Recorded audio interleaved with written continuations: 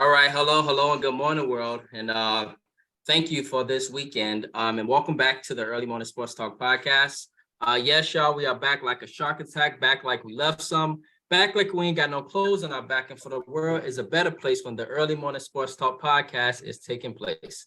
So thank you all for tuning in with us this morning as we conversate about the latest sports topic that has taken place this past week will be upcoming this week. It is always a blast to have you all tune in and participate with us every weekend.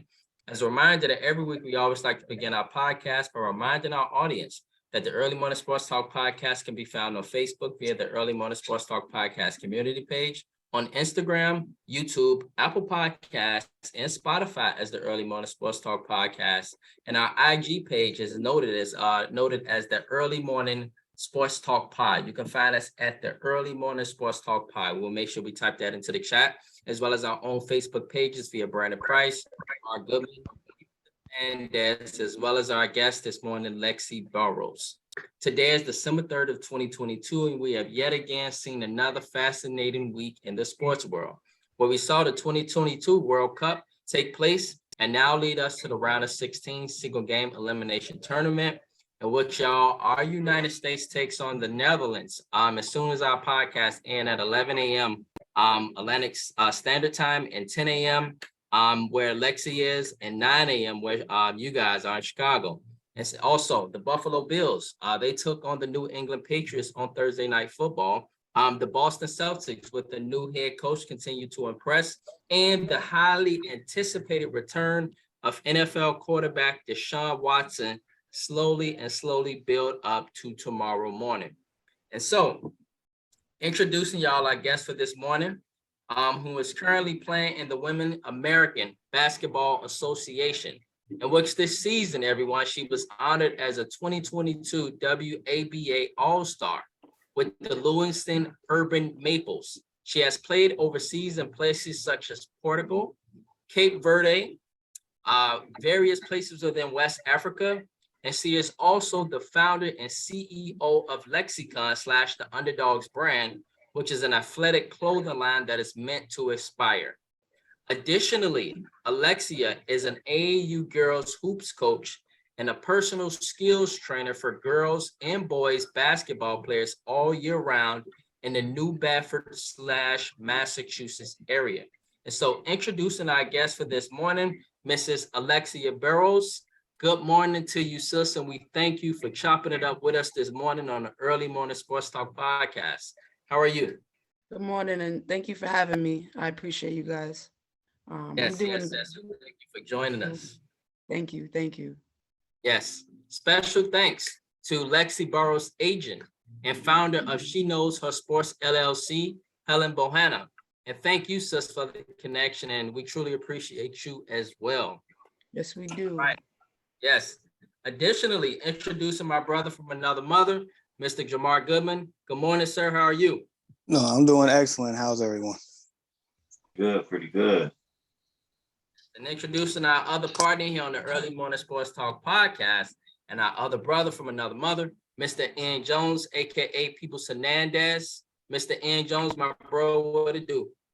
Hey, how's everybody doing this morning? How y'all feeling? Solid. Good. All right, y'all. And so with that being said, ladies and gentlemen, let's get right into it. And so Allexia Barros, we want to know on the Early Morning Sports Talk podcast, and various folks want to know, who is she?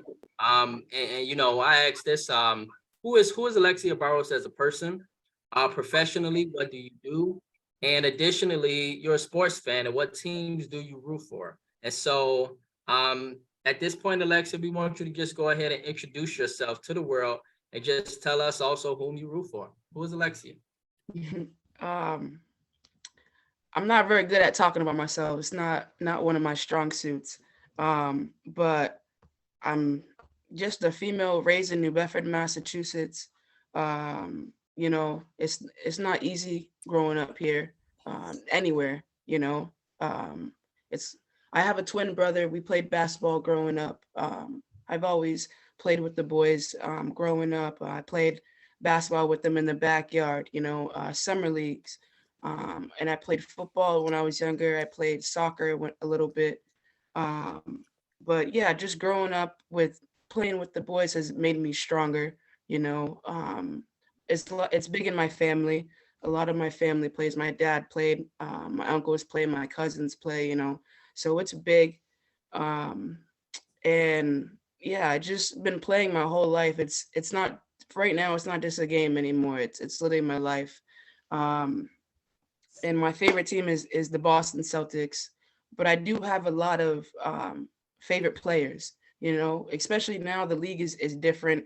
It's just different eras right now, and I just want to become a great point guard. You know, so I want to have IQ like Chris Paul. You know, handles like Kyrie Irving, shooting like Steph Curry.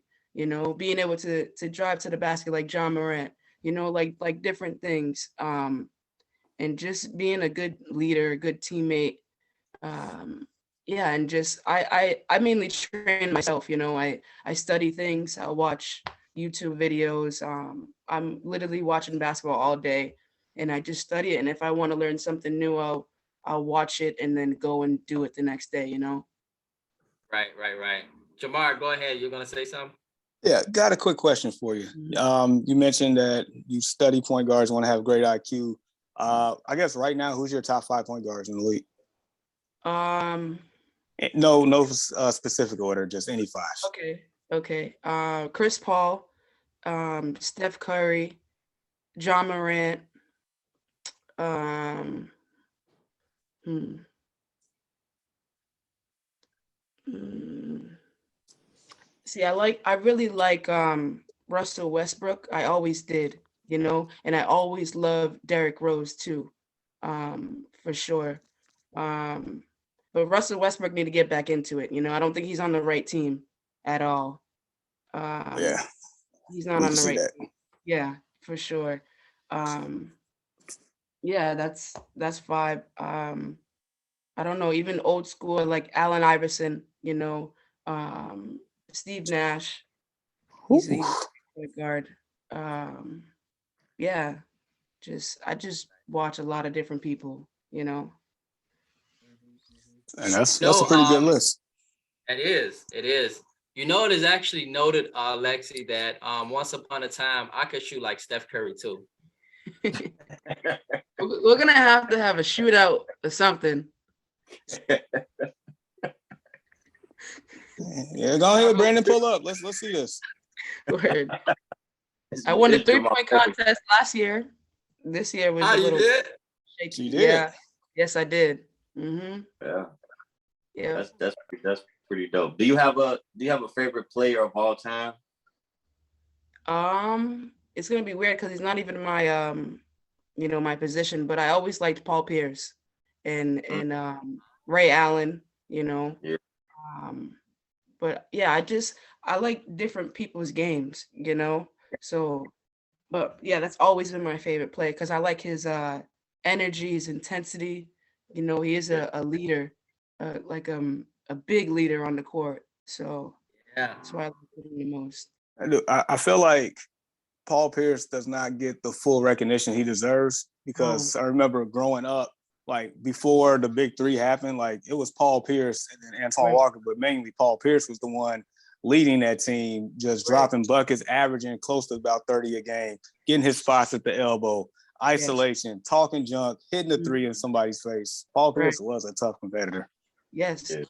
And he did all that without a 6-pack too, Alexi. Like this guy Right. didn't have no 6-pack, big dude. Yes. no 6-pack at all. Dude. But he Yeah. go out there and bust LeBron. You be like, damn, like LeBron got Right. all the muscles in the world. Like, and Paul Pierce just giving him the business. Yeah. And I love Kevin Garnett too. Like it just he Got talent. just demanded the whole floor and like like people were scared of Shaq. People were scared of him too, you know? Yep. Yeah. Like, So just really quick, just another random question. When Boston won that title back in '08, I think, what did that mean for, I guess, for you growing up and I guess for the city at the time? Because I know like from our end, that was like a big moment because, the Celtics was really big in the 80s or whatnot. And the Celtics actually turned around and actually have a championship team that I witnessed in my lifetime. So what did it mean to you growing up? It was big. Even now, like the way they're playing now, I feel like it's just like sometimes it's an on and off spurt, like they just need to stay consistent, like it's big for any team and where you're at for them to win a championship. But it's like Boston finally did it, and then even last year being so close, I, they just need to keep the same mindset and the way they're playing right now. I feel like they're playing great, and they need to keep that going. It's still a little shaky, they tend to give up a lead sometimes, but it's not as bad as it was last year or the year before when they completely just shut down in the fourth quarter. So it's getting better. But I hope they can win this year. I can see it happening. With all the different players that they have now, the confidence they have now, and then just growing as a team. Yeah. Man, I know Brandon, he was a believer in the Celtics, but I don't know if he's a believer of Jason Tatum. And he might have a bone. Why? Just why? It was a perfect segue. What you mean why? Yeah, He could go be a hard ahead, I and love you can Jason tell them what's going on with me and Jason Tatum. Yeah, he gives me a hard time because I love Jason Tatum's game. I even go so far as I think last year, I think sometime I said I think he was close. He should have been in the MVP race. Kind of tailed off, but he's definitely there right now. Though he had a bad game last night, but No, for sure. And I felt like he didn't get the basketball enough last night, yeah, especially in the fourth quarter. yeah, At least when it hit 8 minutes, like that's when he should have took over. I feel like, but Jaylen Brown did do good yesterday too, though. But he yeah. needs to be more consistent too. Like he needs to help out his team more because he can dominate anyone. I just feel like he doesn't do that enough either.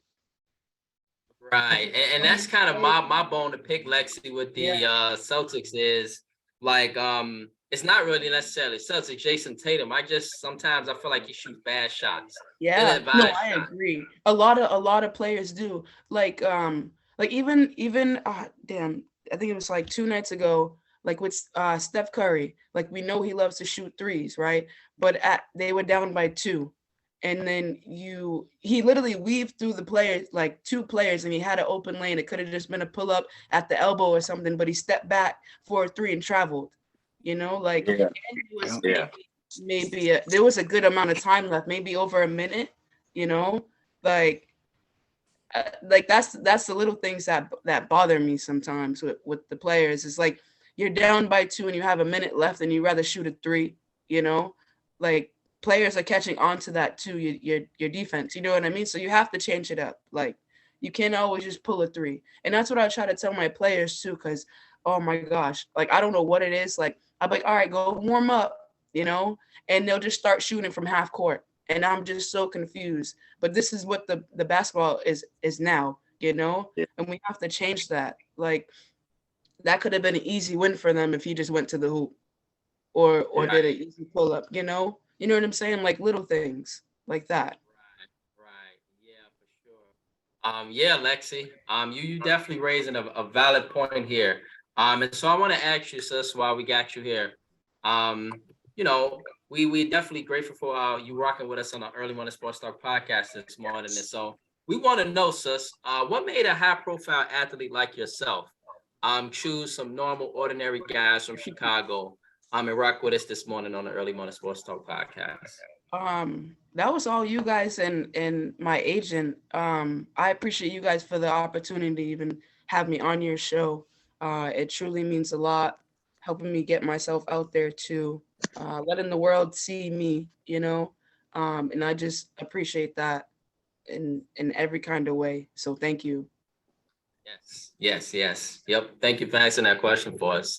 And so, yeah, we got a few things we got to talk about, sus, that is related to basketball and other sports and so forth. And so the first thing we're going to talk about this morning, Lexi, is the pay disparity within American women's professional basketball. Yeah. I'm just curious, what are your thoughts on this? And is it possible? Are there any solutions? And then also, if you can inform me, what is the pay like overseas? Is it better than it is in America.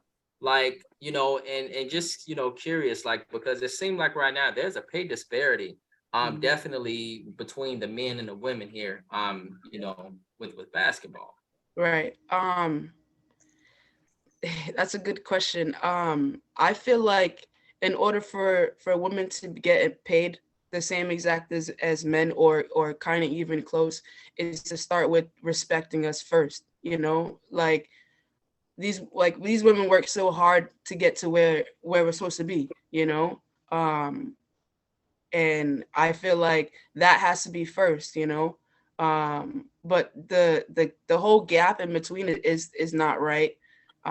Hopefully it will change soon, because half of the people in the WNBA play overseas because they're not making enough money in the league, which is, it doesn't make any sense. Like half of the people in the NBA don't even do what they're supposed to do, and they still get paid their amount of money. Like if you go overseas, right, and you don't fulfill that contract or your job, you're going home, like that pay cut's getting cut, so I'm just so confused on how come it's not the same thing in the NBA. Like you got people punching people, you got people not doing a vaccine because just one shot and they missed the whole season, like I don't know how to explain it. It aggravates me sometimes. But I just feel like hopefully one day it'll be equal, like I just feel like women deserve more, and yeah, like it's just I feel like it shouldn't be like that. And the way for women to even get to a higher level, like even the WNBA, there's not even a G League, like you see how easy it is for men to get into it. They have some leagues, they have all that stuff, and one thing is not broadcasted enough either. It's not enough platforms for women. I think we need more of that. Like you put on ESPN, they're talking about the NBA, the NFL. Do you see them talking anything about the WNBA? Not really. Really? Playoffs. Not Not until, really. not until You know? the playoffs are Like, final. right. We don't talk about the draft as much, or upcoming players, college players. Like they only talk about women's sports when it's on. You know what I'm saying? And Yeah. that's not fair to any of them. You know what I'm saying? And I just don't understand why that gap is the way it is. And again, I feel like respect comes first. Like since I've been doing my own thing, like building my own brand, building my own clothing line, like you can see that males do dominate in different aspects of life, so we have to do something better as women, and that's where my brand comes in, because I just want to give back to the young females. I also have young boys that I work with too, so I do both, but my platform is mainly for women, and to inspire them and keep them going, because it's not hard. I mean, it's not easy to get to where you need to go. Even making a high school team, that's becoming harder and harder as the years go on, and yeah, I just try to motivate and inspire people as much as I can, help people, and just elevate their confidence, because that's the most important thing, because there's so many things that can tear you down quick, Jamar, Ian, any more on this before we address the comments, fellas? I mean, no, she's absolutely right. I mean, it is it is definitely a big disparity here. It's not publicized. I mean, that's probably the biggest reason why, I feel like women's basketball doesn't get, I guess, enough recognition, because there's not too many outlets for it. Like she said, like on ESPN, you don't really hear about it. You don't. Like, I know they have the draft on there, but it's like you don't know anything about the draft until the day of. So, I mean, I'm glad that, they, have 40 games this season coming up, and we'll get into that in a few, but it's just more so, it's like they need a bigger platform to get the recognition they deserve. Absolutely. One thing that I noticed, Lexi, and it just comes from, like certain douchebags out there that's very sexist, right?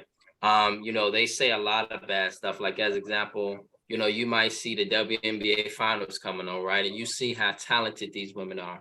And just Lexi, I think also part of what connected us, honestly, was because if you've seen our podcast, Lexi, Helen, everyone, people know me, Ann, and Jamar support women's sports critically. And we have done so since day one because we've been knew about this disparity that's been happening. And so we highlight WNBA, we highlight women's college basketball, everything you can think of, literally World Cup, you name it. Right. And so this guy, stated recently, Lexi, the biggest reason, and we're going from a business standpoint, is from 97 of the inaugural season of 2022, you've seen basically a decline, or let's say a loss in your profits every year. And so with the loss in the profits, it's hard for the women to get their payments, etc. And, I'm like, yes, I totally understand that. But it comes right into what you and Jamar are saying. The marketing, the platforms, putting stuff out there. As an example, Ian, right? We know about Victor Wembanyama over here in Guadeloupe or France, Lexi, months before the NBA draft is occurring. You know what I'm saying? Right. And then we know about the women from South Carolina and the women from Iowa that's getting drafted, these hoopers. But we know about it probably 3 days before the draft, Lexi. Yeah. Yeah. Mm-hmm. Yeah, that's what exactly what you're saying. Yeah. Mm-hmm. And It's what he's highly on ESPN because he's big, like, you know what I'm saying? And he's dominating where he's at. So we'll see what happens with him, but it's like that's exactly what I'm saying. And it doesn't make sense to me how someone can do that for one game and then now he's the highlight of ESPN. You know what I'm saying? And he's, how old is he? 17, 18, right? Maybe something like that. Something like that. I'm lost. Like, it doesn't make sense. Like, if it was a girl that could dunk, maybe she'll make ESPN, but I doubt it. If there was a female doing the same thing he was doing, she wouldn't even make ESPN. No. And that's what we have to change, She would have to go, if it was a female in his position, she would literally probably have to go viral. Right. Even get a small clip. Right. But I think with the WNBA, I feel like sometimes they focus on one player to kind of push the brand, which is cool because all leagues do it. Yeah. But then it's that's you don't hear about nobody else. So you have to go search. I shouldn't have to go search. Right. A game or where they're playing or what channel is it on, or even if it's on, it might not even be on TV. So right. Yeah. Look how many games they marketed. There's a whole NBA TV app, for the games. Like they do have an WNBA app, but you can't really watch the games like that, Like everything. Where's the WNBA app, Lexi? That's the question. Where's the WNBA app? You know what I'm saying? Like, where's? It's not the same. It's not the same thing. It's not the same as the NBA TV app. It's just the WNBA app. It's different. Like, and it's not marketed nowhere near as heavy as that NBA TV app. No, none of it is. And it's not right. I just hope something changes, soon.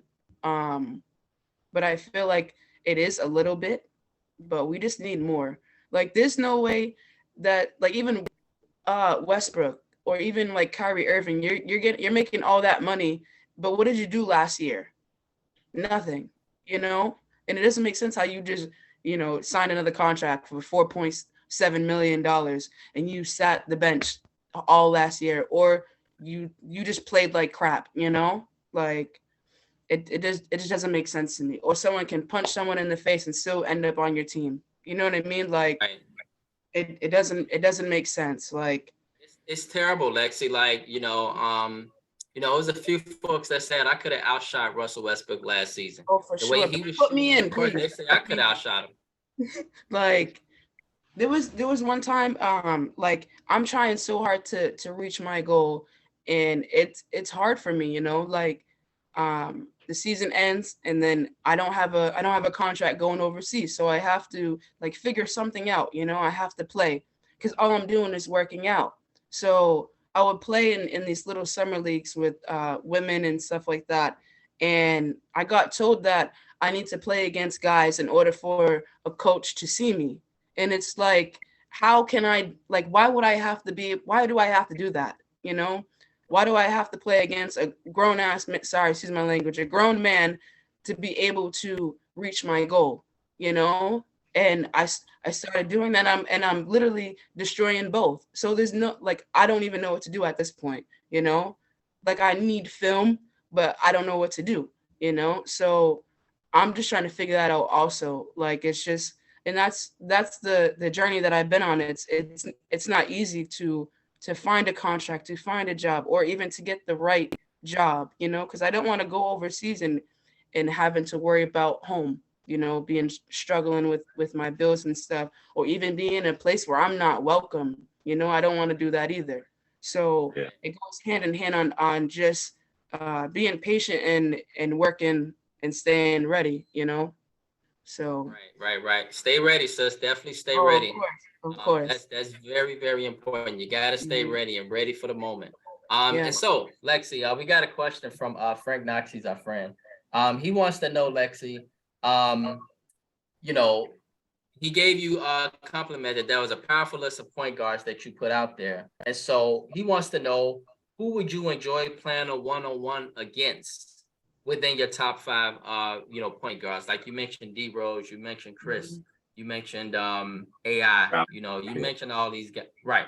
And so with Ja and all these guys. And so amongst that top five, who would you love to play one-on-one against? Honestly, um, mm, probably Chris Paul, so I can learn from him the most. Cause you see how he just gets to his spots like on anyone. His IQ is up here. I'm just waiting for him to get a ring. That's about Right. it. But Yeah. other than that, like he's he's a great point guard, and I would honestly, he would probably destroy me, but I would just sit there and study him the whole time we'd play in a one-on-one, you know? But yeah, he needs a ring. He needs a ring for sure. Yes. Yeah, fellas, you got anything on that? Like, just curious also, while we got our boys here, Jamari, and if y'all out of that top five, who would y'all love to play a one-on-one against? And who would you love to play a one-on-one against? One on one. I would really say any of the five, but if I had to pick, it would probably be, I would say Allen Iverson. I would love to play one on one. In his prime, I would love to play one on one. That crossover is deadly. So he can send you to the I injury would want to list. play him. I You would trying to wanna get your play him. ankles cracked? Like, what are you trying to do? That's my main What's your concern, accomplishment? Jamal. My ankles. You want to get your cast signed? Like, bro, what are you trying to do?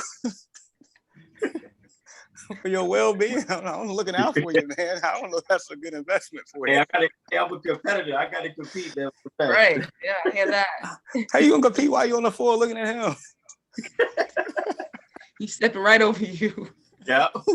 Tyronn Lue 2.0. Yeah. The Peoples Hernandez version. Like, bro, that's not a good look. Yeah, for sure, man. Yeah. Jamar, what about you, really quickly, man, before we move on to the WNBA?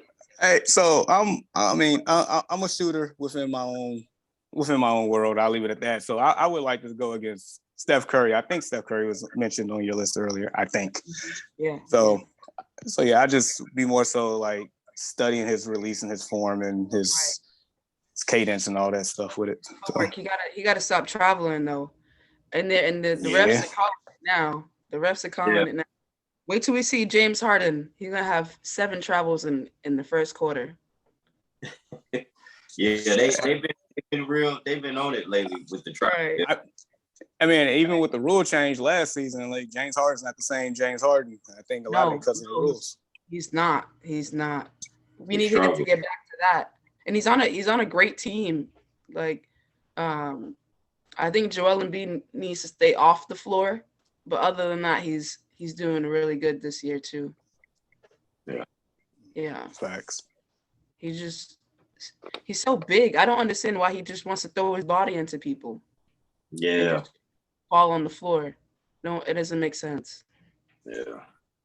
Yeah. Too many antics. Right. Yeah. So Lexi, let me ask you this. So as you might be aware, the WNBA as of Wednesday released this 2023 schedule, and it includes a WNBA record, 40 games to be played by each team this season. And so what are your thoughts on this? And is this a step in the right direction for American women professional basketball? I do believe it's the right step. Hopefully now that more games will be broadcasted too now. That can be another step also. But them having more games in the season is good. They need that too. And I just want to see women's sports just blossom into something better than what it is. And that's I don't know, that's all I can say about it. Just want more for them and for myself, and for the young athletes coming up.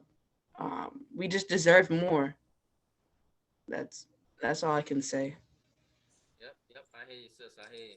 So yeah, fellas, do you guys think, Jamar, you think this is a step in the right direction, revenue-wise, business-wise for the league? Absolutely. The more that you're out there, the more that people see, the more that it's naturally promoted. Like the more that you're out there, the better it is generally. So just that aspect of it, yeah, that's definitely the right direction. Yeah. And you think it's the right direction as well, bro? Yeah, I agree with both of them. More they out there, generate more revenue. Hopefully they market it a little bit better, and they're going in the right direction. So it should be cool. Right. For sure. Yes, and so world that covers our first and foremost. Lexa, we are now moving on, sis, to quick hitters. And so let's begin with your Boston Celtics. And so it is noted that your favorite NBA team is the Boston Celtics. And so I'm curious to know, what do you think about Jason Tatum in his game? This is actually Jamar's question, who is running for MVP this season. And could he also become the best player in basketball? Do you think he has the ceiling, Alexia, to be number one in the league above KD, LeBron, Giannis, all those guys? Well, I'm loving the way the Celtics are playing right now. Jason Tatum is a beast. I just feel like some of these NBA players just pick their time when they want to be a leader. You know what I mean? Like he went from the 49-point game. How much did he have last night? Yeah, 18, I believe. 18 and like 15 rebounds or something like that. Right. That's not a bad game, but like you go from 49 to 18. You know what I'm saying? Yeah. Where's the aggressiveness, And then we lost. So it's just little things like that. That's what's making or breaking him being the number one player in the league. I mean, he has to battle with a lot of different people for that spot. Like Steph Curry is playing great. Luka is playing a phenomenal game. John Morant is playing a great game. It's just there's different players in the league that are dominating right now. So it is. He could get MVP. I'm if he just stays consistent, and continues to lead his team. I definitely think he'll get MVP. But once you back off, that's not helping, But there's a lot of contestants I think that could be an MVP candidate this season. It's a tight race, seem like, for sure. Absolutely. Yeah. And so, in other words, you definitely sound like, Jason Tatum could get that MVP right now. Right now, Boston is number one in the East. They have not only the best record in the East, the best record in the NBA. Right. And it ain't even close right now. It ain't even close. They are dominating. The only team that's been giving the Celtics fits has been our Bulls, surprisingly. Like, see, the Bulls have given the Celtics fits for some reason. They have a lot of weapons, you know. Right. Even like what Jimmy Butler did last night. Like, Jimmy Butler's a great player. Like, once he starts in, there's no stopping him, you know. And once he, like, what he did last night was crazy. I don't even know how he got half of those shots in at the end. But it's like, it's little things like that. The Celtics have to figure something out. Like, the first shot he made in the fourth, you should have double teamed him after that. You know what I'm saying? Like different things just to get him off of that, or even to get the ball out of his hands. You know, you have to adjust. There's no way he can ring around the whole court and still score on you with 2 seconds left in the shot clock. You know what I'm saying? Like little things like that. Right. Yeah, Lexi. You know, in my day, I used to get a few double teams too. You know, like once I got hot and I got cooking. Yeah. I don't know if you're serious or you're joking. It's too early for this, bro. Right. Way too early, man. And so, Lexi, the world is curious. Do you ever get any double teams when you get hot and you get cooking? And how do you work through a double team? I get double teamed every game.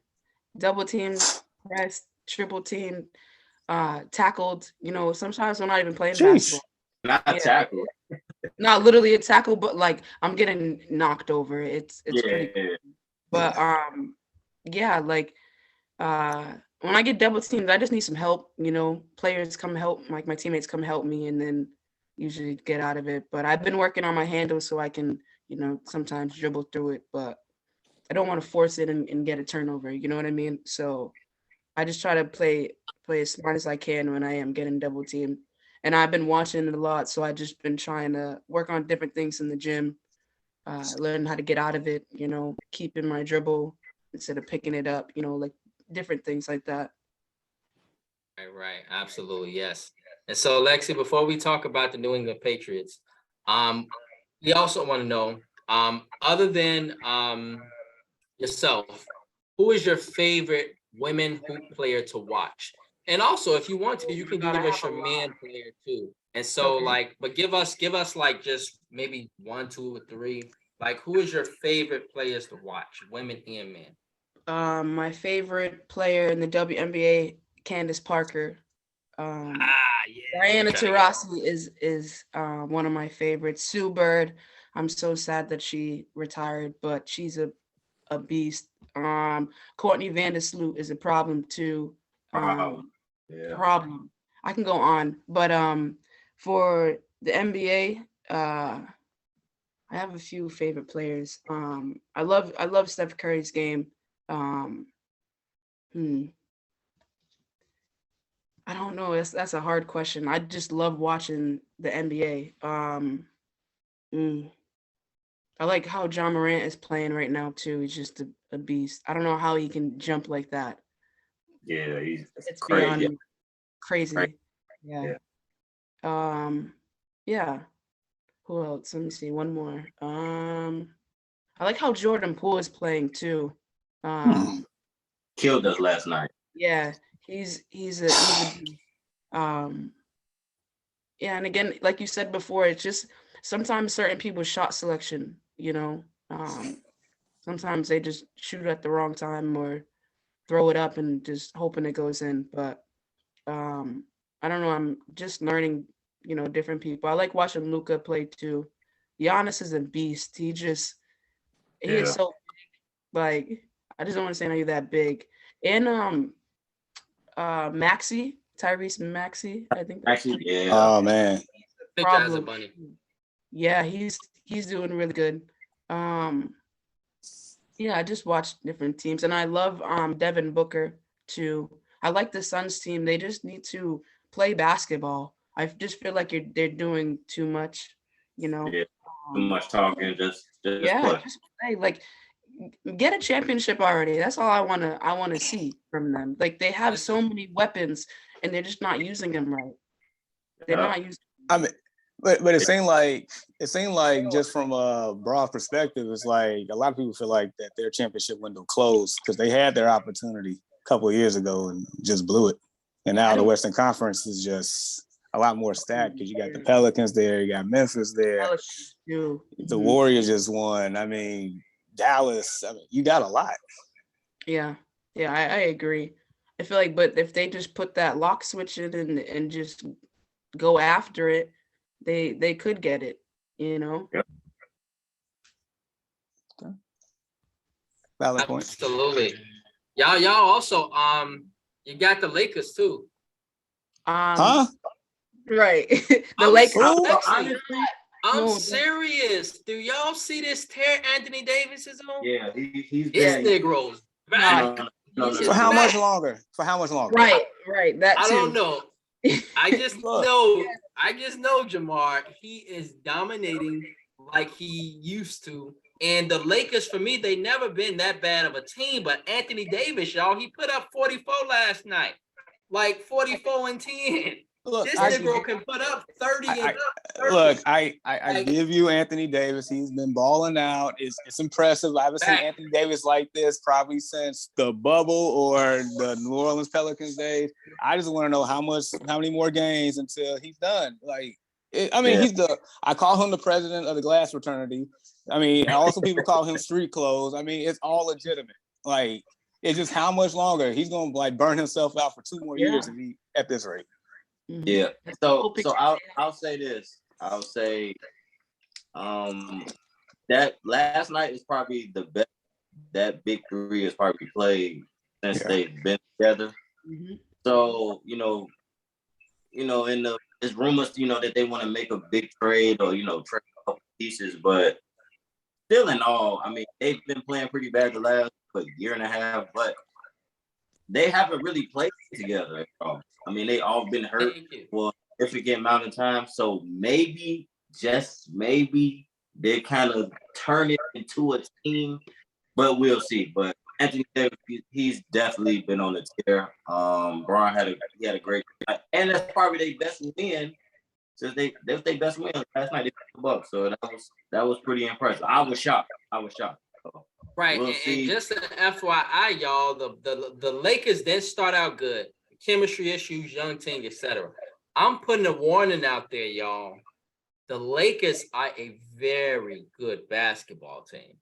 It might not be as pretty as the start, but Lexi, they are getting it together now. They're good. They're gonna be tough. Yes, if LeBron and AD are on the floor, along with Russell Westbrook, y'all, who've been balling lately, this man has been dropping dimes all over the court. He got chemistry, Lexi, with the two young centers for the Lakers. And what they do is they get the ball and it's like a track meet down the court, and you got to catch them. And Russell Westbrook running and he hitting these guys, and they running right to the lane for layups. He doing the same with AD. And AD on the boards. He out there shooting threes. Braun doing what he do. They gonna be dangerous. They're peaking at the wrong time, man. Right. Yeah, I know it's early, but they're gonna be a good team. But you saw what happened last year. They just don't know how to play with each other, and maybe this season is getting a little better. But I honestly I just don't know. Like, we don't know what's gonna happen with AD because he's just always hurt. I hope he's healthy the whole season. I really do. I do too. Yeah. But it's like they have to stay consistent if they're gonna even get into the play-in, because last year they didn't. It could go either way. But yeah, I'm not knocking anyone's hustle. I don't know. I'm not a Laker fan. I like Lexi, some of the players on the team. Don't say I didn't warn you. Don't say I didn't warn you. Watch out for my Celtics, though. Okay. All right. Could be a Celtics Lakers final, because the way them boys balling, they are talented. We're gonna have to come back to this conversation during the playoffs. Yeah. Facts. Yeah. But this Lakers talk is shenanigans right now. Maybe we gotta see. It's still early. It's a lot. It's a lot, bro. This Laker talk is shenanigans right now. They 12th in the West. Like, why are we talking about them? Right. Just because they won 7 out of their last 10? 7 out their last 10. Oh, they went from 14th to 12th. Congratulations. Like, bro, no, leave them alone. Give recognition to the Sacramento Kings. How about that one? They got to win it right. Yes, and the Sacramento Kings are a very good surprise, and they are a very talented team. They put up 150 points on teams. The West is very loaded, y'all, this year. Don't get me wrong, it's very loaded, and literally it's 2 games, y'all, that separate one from like 10 or something like that. And so it's very competitive. And so it's early, but I wanted to put that out there about the Lakers. And so go ahead, Jamar. What were you about to say? Yeah, let's switch gears back to the Celtics. I mean, that's her team.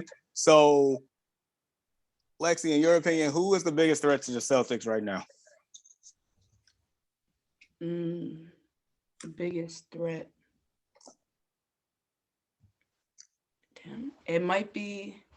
I feel like it's like 3 teams, to be honest. Like Memphis is a good team. I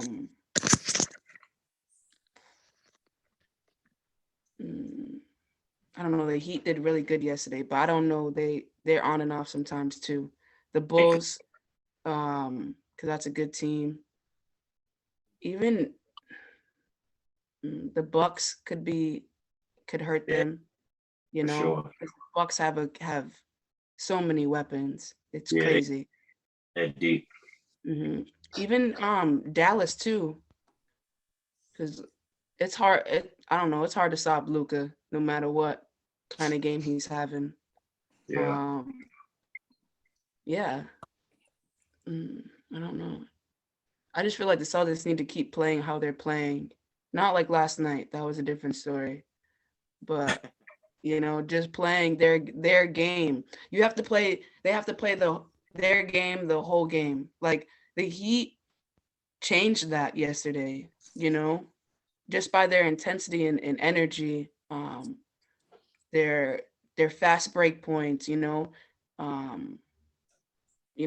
like the Celtics had a lot of turnovers too, you know what I mean? Yeah. Because of their defense. So yeah, there's a lot of teams that could give us, some competition, but if we play the same way as a team, move the ball around and keep cutting and passing and cutting like they did yesterday, and just everyone getting touches, and everyone contributing to the win, I feel like they can win the championship this year.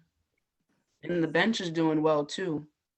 So That's one thing about the Celtics I always notice is they're a very unselfish team. Everybody touches the ball. Like it's beautiful.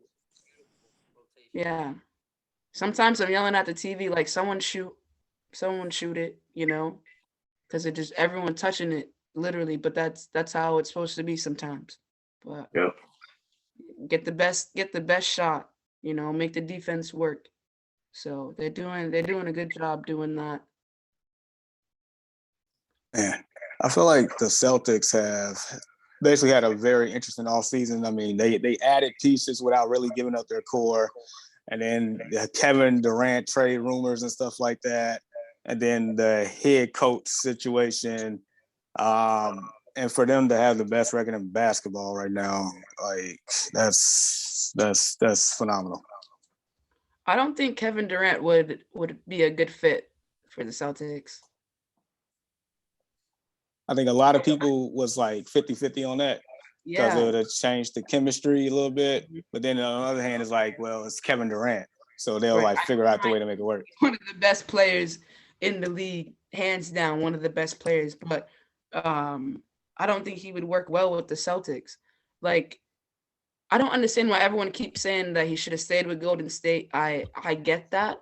But I feel like the Nets are not a bad team if they all like played together and played right, if they were all on the same page, they would be destroying people, like how do you have all those weapons and your season's going up and down, just like the Lakers, like it's not, I wouldn't say it's comparable to the players that they have on the team, but both teams are good, and they have a lot of weapons on either team and dominant players.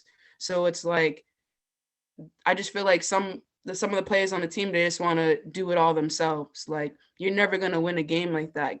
That's factual, sis. That's factual. Right? There's 5 people on the court. You know, not one person can do it. You know what I'm saying? Like, you have to be able to use your teammates and get them involved first. You know, Right. that's So, how I look Lexi, at in it. other words, what you're saying is, being good on paper don't work. You got to go No, out on the floor and you got to right, execute it. right, and it has to be like, basketball is a team sport. You know what I'm saying? Like, it has to be, everyone has to be together. Like, we have to be able to win together, fight together, you know. Even if we're losing, we have to be able to come together and break that cycle. You know what I mean? So, yeah. Yeah, absolutely. And so, yes, Lexi, we definitely appreciate the basketball conversation, and we're gonna continue to talk about it a little bit, but we're gonna get into just the Boston area right now. And so, we know that you're very much Boston and the area, etc. You stated to me that you don't watch much football, but I know that you being from the Boston area, you know about Tom Brady. And so, as you know, Tom Brady, he left the Boston area, went to Tampa, won a Super Bowl, etc. Just want to be nosy. Like, do you feel like people in the area in Boston, you feel like they miss him? Oh yeah, of course. Wasn't people burning his jersey when he left? Something like that, right? Yeah, I believe. Possibly. It could be Yeah. Right. possible. I believe it. Right. I know he's definitely missed here, but he went to a new team and got another ring. So it's like, how can you be mad? You know what I mean? And he was on the Patriots for a long time. Um, but I know I get it. It's just fans here, you know. Same thing with basketball. I wouldn't want to see Jason Tatum leave, you know. But it's it was yeah. Tom Brady's a great player. Um, and he destroys people wherever he goes. So I wouldn't be mad as a fan of his, Right, you right, know. right. Yes. Still And the so, GOAT. sis, go ahead. Sorry. No, I said he's still the GOAT. Oh, yeah. Hmm. Definitely the GOAT of football for me in general. Yeah. And so that brings me, fellas, to the New England Patriots. And Dominic McKinney, we want you to tune in. Maybe you'll get some inspiration this morning for your team. And so, curious guys, the Patriots, they got whooped against the Buffalo Bills Thursday night. And they're 6-6. They're hanging in a very tough division. So, Lexi, this AFC East they're in is the best division in football. It's very competitive. The Patriots are last place, but they are, with the Bills and the Dolphins and the Jets and all these teams are like playoff contenders. And so, just curious, fellas, what are your thoughts on this team? And is it possible that they can get into the playoffs, or is it a wrap based off of them being like 8th or 9th right now in the AFC? It's 7 seeds. You got 5 games left at this point. And so what are your thoughts on this team, guys, Jamar and is it possible that they still can get in? I mean, you still got the greatest coach of all time coaching your team. So with that, I mean, they always got a chance. The record, I mean, in a tough AFC conference within itself, I mean, they're there, so they can get in. I don't expect much from them. Their ceiling is still low, but they're fundamentally sound. They're well coached. As long as they limit turning over the ball, I mean, they have a punch of chance of getting in and getting to the playoffs again. And what are your thoughts, bro?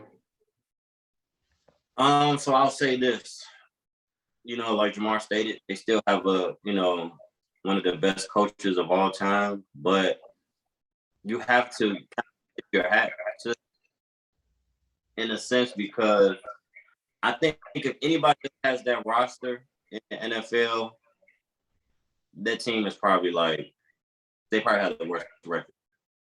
They don't really have any stars or no top players. He just always kind of make it work, which I think is a gift and a curse for them. Like, that's probably the reason why they in the pack 6-6. So it'll be tough for them to make the playoff. I don't think they can make the playoff, but anything is possible. But you have to tip your hat for him to even have that team with that record. Like I say, think if any other coach has that roster, they probably 2 games. Yeah. Yeah. This is factual, fellas. Bill Belichick is a great coach, Lexi, and he keeps that franchise above water a lot, whole lot. And so it's amazing to see. And so just quickly, I want to address the comments. Dominique McKinney stated Marcus Smart is a gift and a curse. Great defensive end, can manage a game, but is 80% of the chemistry issues. And so he basically points out that Marcus Smart is a chemistry issue in Boston. Do you think that's true?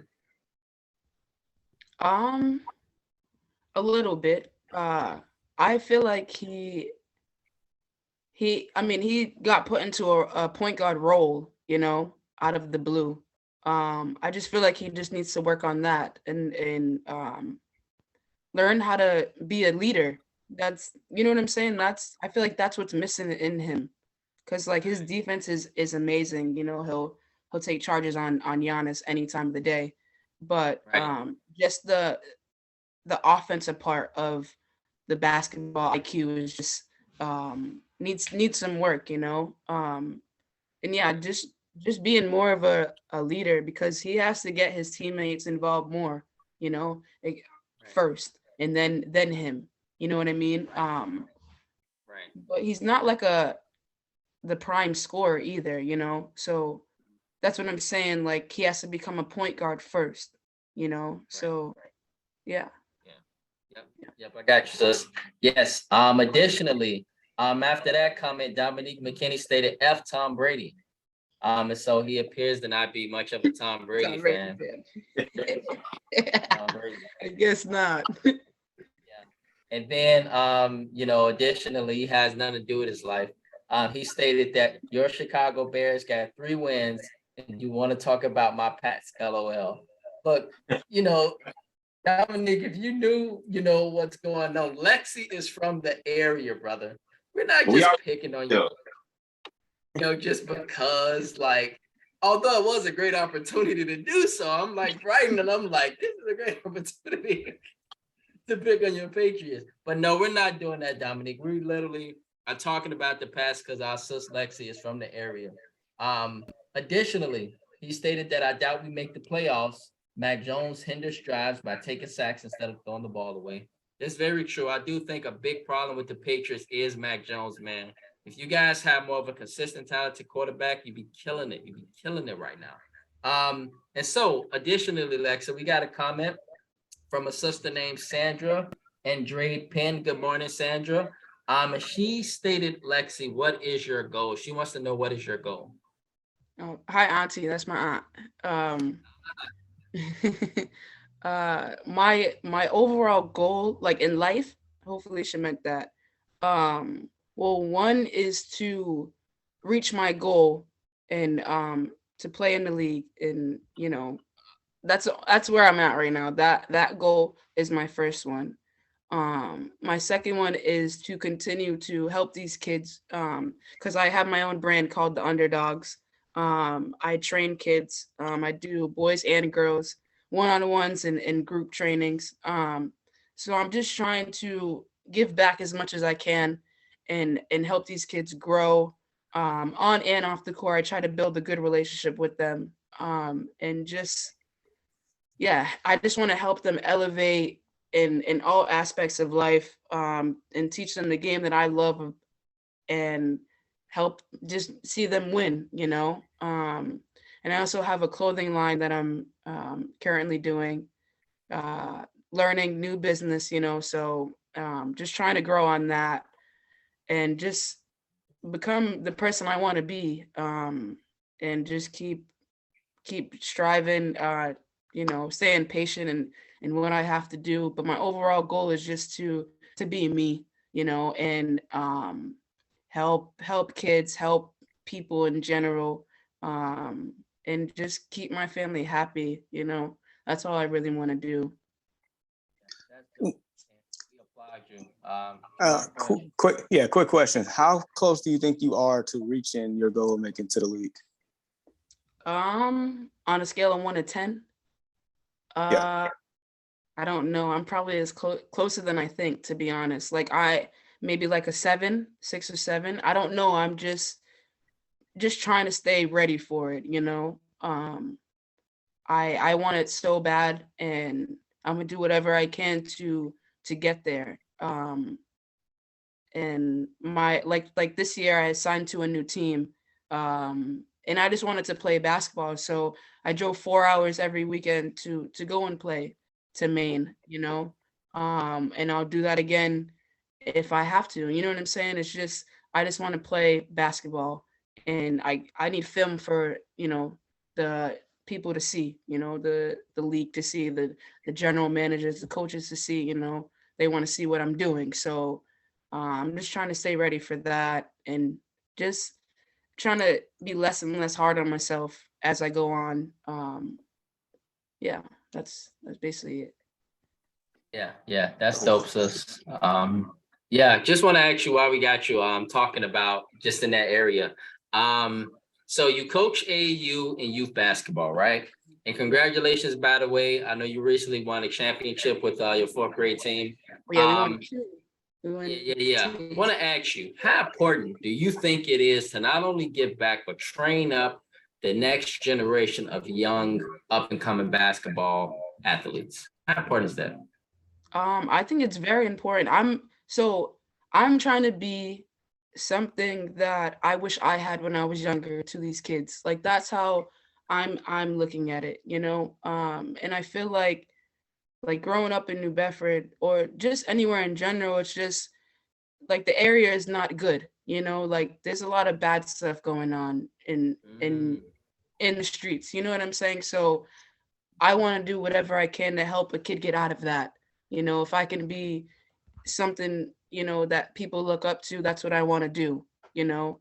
And it is very important, especially because the kids are they need to be seen, you know. And it does need to start at a young age for them to see that they can do it, you know. And that's what I try to install in their heads, you know, and just prepare them for what could come next, you know. That's what I'm trying to do. Yeah. This is awesome. I'm sitting here noticing y'all like, man, thanks, Lexi. Like we've had consistently a good amount of people that's been watching this whole podcast. We rarely ever have that to where people just watch the whole time. Like they kind of chime in, comment, leave, etc. But we got folks that's been literally rocking with it the whole time since we started, and that's beautiful. Yes. So yes, Lexi, we're going to talk about some NFL. And so we know that you are a football fan as well, and so we're going to talk about our top 5 NFL teams. And so Jamar and Lexi, even if you want to chime in, you can as well. Jamar is generally always ready for this, and so Jamar, I don't know if it's a good time. You look like you're a little busy. Let Ian go first. Okay, so Ian, if you could, bro, you got a top 5. Give us your top 5. I'm gonna chime in after you, and then we go to Jamar. And so you got a top 5 NFL teams, Ian. Go ahead and give them to us, bro. So my top 5 will be I got the Cowgirls at 5. I got the Cowgirls at 5. 49ers at 4. Bills at 3. Mm-hmm. This 1 and 2 is tough. So I got the Chiefs at 2, and I still got the Eagles at 1. Got the Eagles back at 1. Got the Chiefs at 2. Yep. Yeah. So FYI, Lexi, you got a good top 5. Okay. So for me, I actually got the Cowboys, aka Cowgirls at number 5. I think Dallas is a well-rounded football team. And what makes them go on my top 5, Lexi, is that they're really good defensively. They know how to get to the quarterback, and they're really talented in the secondary and linebacker aspect of their defense. And so you can't really throw the ball much against some of their cornerbacks. They are ball hawks. Number 4, I got Miami. Very explosive, put up points. Tua Tagovailoa, Lexi, is undefeated this season as a starting quarterback, and he is right there in the running for MVP. This guy is very accurate. He does not make mistakes. And even dating back to Brian Flores, who was unfortunately fired last season, when he played Tua Tagovailoa, they won. And so this guy is a pure winner, and he's won at Alabama. He is a very great quarterback. I like this kid. Number 3, I got Buffalo. Survived in Detroit. Detroit is coming, FYI, very explosive team. They just survived in Detroit and then took care of New England persuasively on the road. 2 impressive wins. And the funny thing is, Lexi, they are at this point a wild card team because Miami. This is just going to your division, right? So Miami's right there. Buffalo's right there, probably right now because if they win. But if Miami win, then Miami will be first. Buffalo as a wild card, then the Jets and the Eagles. So it's a very tough division. And so I don't blame New England for struggling a little bit because it's very talented. But Buffalo is so good, Lex, that if I was in the playoffs and they came in as a wild card, I'd be nervous as hell to play this. They are super talented. Them or Miami as a wild card is a very dangerous. Number 2, Philadelphia. Philadelphia well-rounded, run the ball, great quarterback play, don't turn the ball over, great defensively, great cornerbacks, great defensive line, great head coach. This team right now is battling with Kansas City, who I think is the best team in the NFL because they got the best quarterback in football for me. And so Patrick Mahomes, I feel like, is the front runner for the MVP candidate. And right behind him is Tua Tagovailoa and Josh Allen. And so, and Jalen Hurts, all 4 of these guys. And so Kansas City, I feel like, is the best team in football right now because Kansas City, I feel like, Lexi, I feel like if I put Kansas City and Philly on the field, I feel like Kansas City can outscore them. I feel like they can do enough. So that's why I got Kansas City as my top team. Jamar, who you got, bro? All right, I'm gonna keep this super brief because we do have a question for her in the comments. Number 5, the 49ers, 4 Dolphins, 3 Vikings, 2 Eagles, 1 Chiefs. So just really quick from Dominique McKinney. He wants to know when you make it to the WNBA, what team would you like to play for the most? Good question. Good question, Dominique. Good question. I feel like right now, like, there's 2. Because I just love Candace Parker. So I would love to I want to play with her. I want to play with her. Like, go to Chicago and play with her. Or Connecticut. Big Sky fans on this podcast, so it's Big Sky fans. Yeah, or Connecticut. I like Connecticut. Their team is really good. I know their head coach just left. But even the Aces too. Like, I love Chelsea Gray and Becky. She's a great coach. But Chelsea Gray is the GOAT. Like, she's a great point guard and shooter. Like, so yeah, everything. So yeah, those 3 teams for sure. And Asia Wilson's a beast, you know. Yeah. So definitely those 3. Those 3. Yeah. Hey, Dominique, bro, that's a great question. Thanks for asking that, man. The Aces, Sky, or the Connecticut Sun. So either 3 of those squash would even be Seattle, even Seattle, because I like even Phoenix. There's just a lot of teams. Skylar Diggins is a problem. Yep. Brianna Stewart, problem. I saw her one day when I coached in my 4th grade team. We played at Mohegan Sun in Connecticut, and they had a game the day before, and she was walking down the hallway, and I yelled to her and I said, I'm gonna be a teammate one day. So it might go that way too, you know.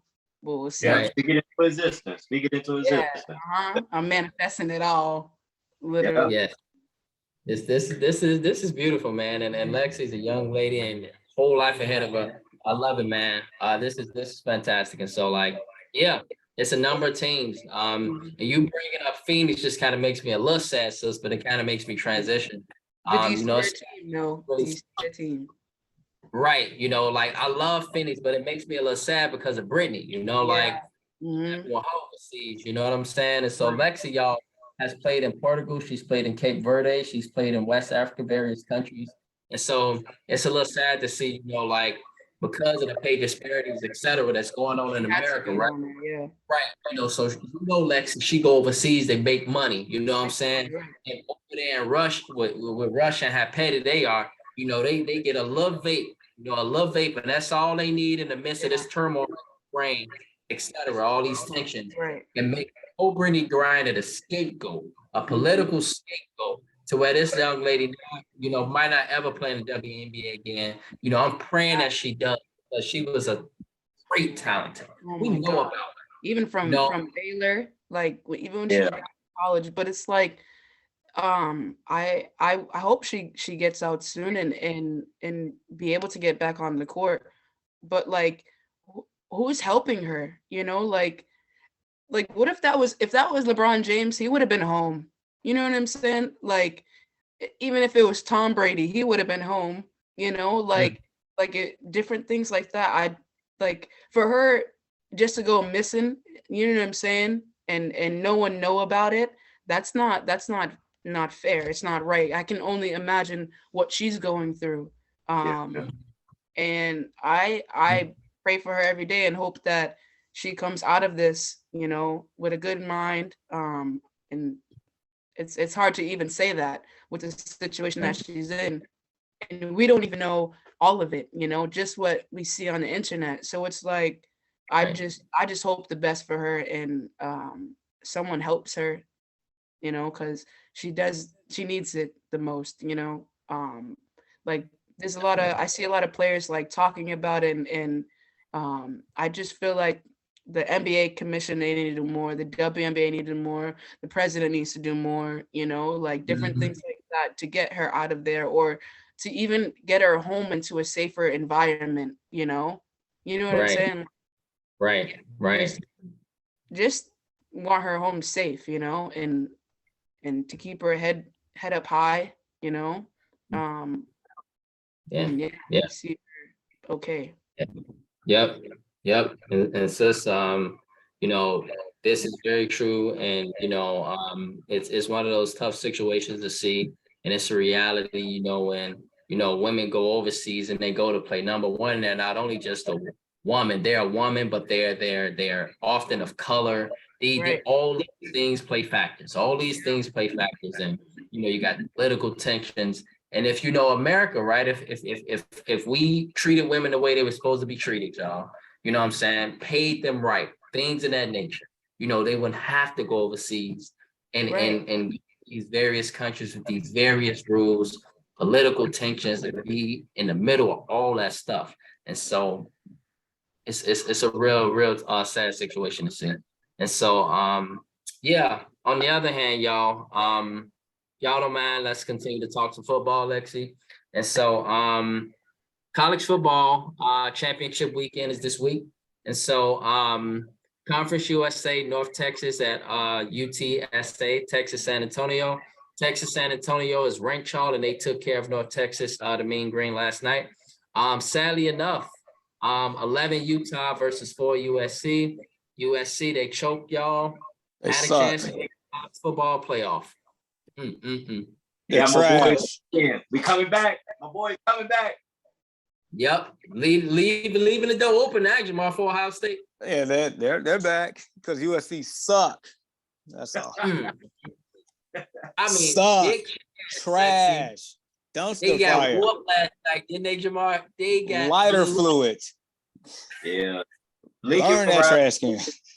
Lincoln Riley made a very bad call last night, and it turned the entire game around. And they lost. Quarterback got hit, and it turned the whole game around. Trash. They had one job. Couldn't even get it done. Trash. I'm talking about, this would have been great because it would have been Lexi, like, USC is back. They're finally back, but they squandered that, man, and it's really bad. And so USC lost. Now leaves the door for my boy Ian Jones. Ohio State looking like they can get in now. Big 12, y'all, championship game today. Kansas State versus 3 TCU.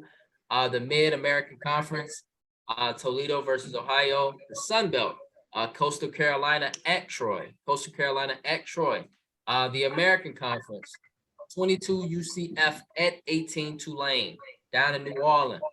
Mountain West, Fresno State at Boise State. SEC, number 1 Georgia versus 14 LSU. Get your popcorn ready. Both of those teams playing great football. Well, no. How did I get this? Now it comes to no. The SWAC, y'all. The SWAC is actually Jackson State. Southern at Jackson State. Southern at Jackson State and Lexi. I don't know if you heard this, but this is very sad. It's looking like this might be Deion's last game at Jackson State. It is highly rumored that he is taking a job at Colorado, and that it is known around the team, it is known around the program, and that today Jamar might be his last game at Jackson State, in which he'll go ahead and take the head coaching job at Colorado, obviously for pay reasons. Right. Is that a better fit? Is it a better team? Well, it's a bigger school, and as far as the players and stuff like that, I don't think that part matters, because wherever he goes, they're gonna follow him. So yeah, I think just bigger recognition for him. So yeah, that's good though. That's good. Good for him. Good for him. Yeah. It's just a lot more money for him there, definitely, and so he can get a big bank. They're gonna pay for his house. They're gonna do everything. Colorado's a big school compared to Jackson State, right? And so money talks, man. It really talks. And so they look like they buying our boy Deion out. They buying him out of Jackson State. Additionally, y'all, lastly, Purdue, that we went there, Jamar. Purdue versus 2 Michigan, Big Ten championship tonight in Indianapolis, right in Jamar's playground. Indianapolis. That's Dominique's playground. Oh, yeah, Jamar, you're more so like east, right? You're not near. You're like right, almost near Chicago. I'm about 30 minutes or less from downtown. Right. Yeah. And so yes. Yep. And so this is in Indianapolis, y'all. Big Ten, Purdue versus 2 Michigan. And while I got you, Ian and Jamar, let's talk about the college football playoff and just get you guys' thoughts. So beginning in 2024, the college football playoff has now expanded to 12 teams instead of 4. And so just curious, guys, how does this make you feel? Is this kind of evening up the playing field? Will it expose teams like Notre Dame finally, et cetera?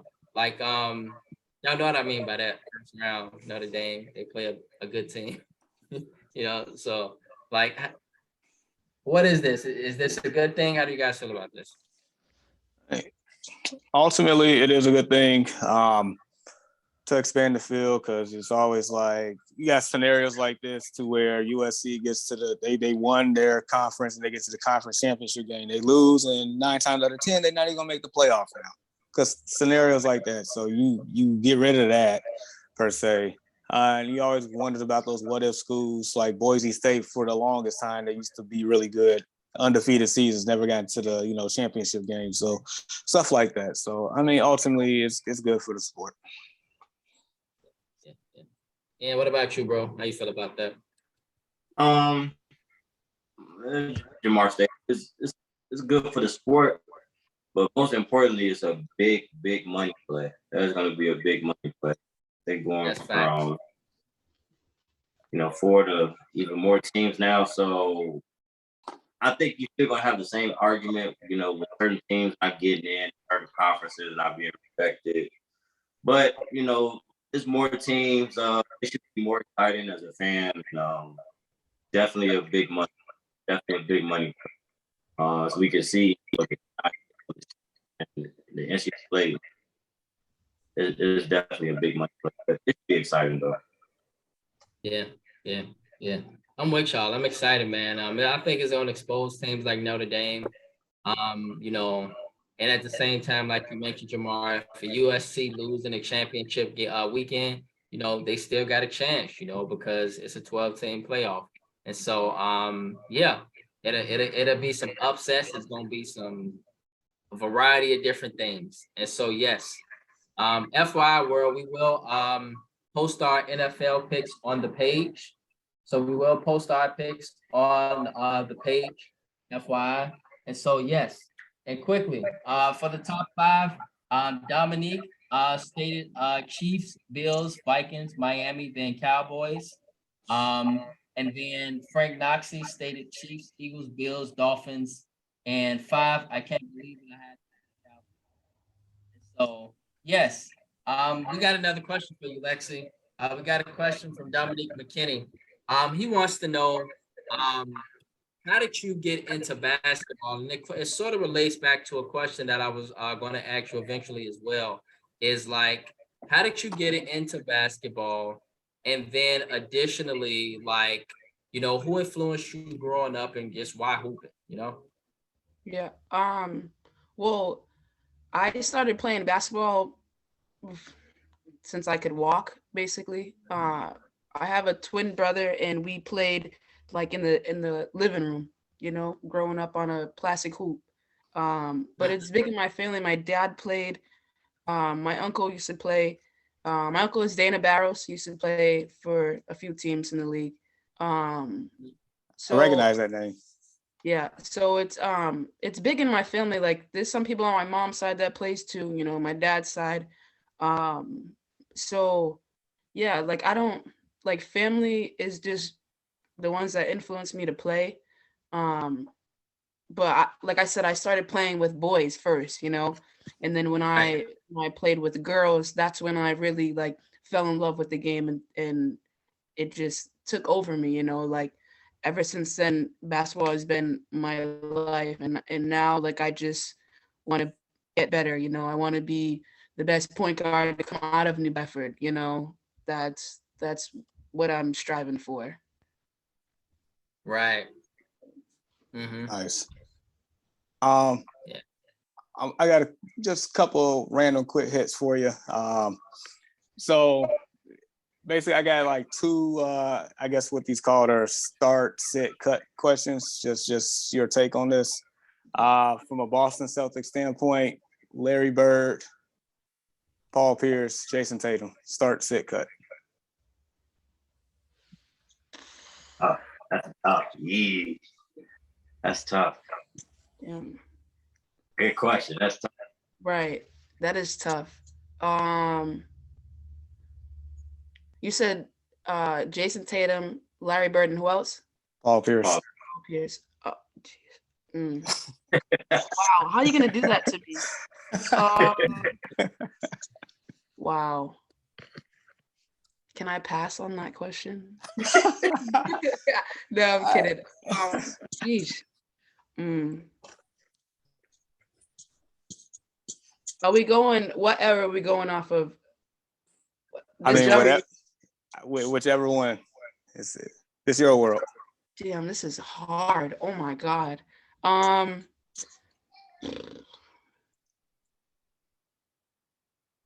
right.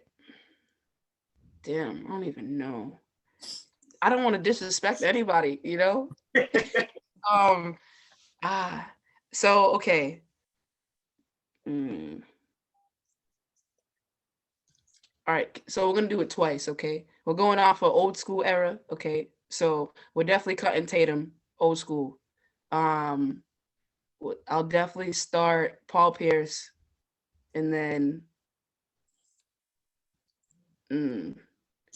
nah, I'm gonna have to do that backwards. I'm gonna have to start Larry Bird and sit Paul Pierce.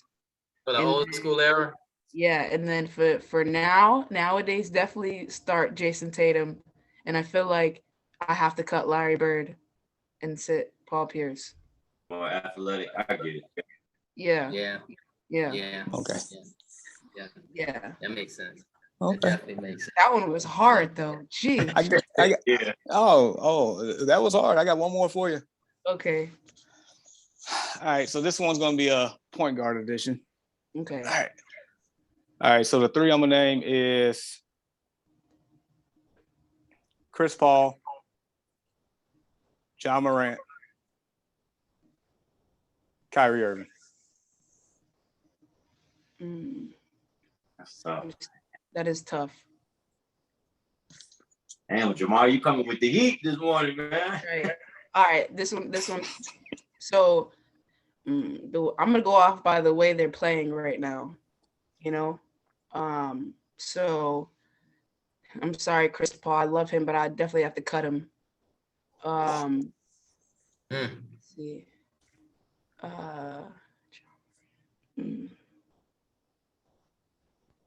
So between Kyrie and Ja. Actually, no, I lied. I'm cutting. No, I can't. I don't know.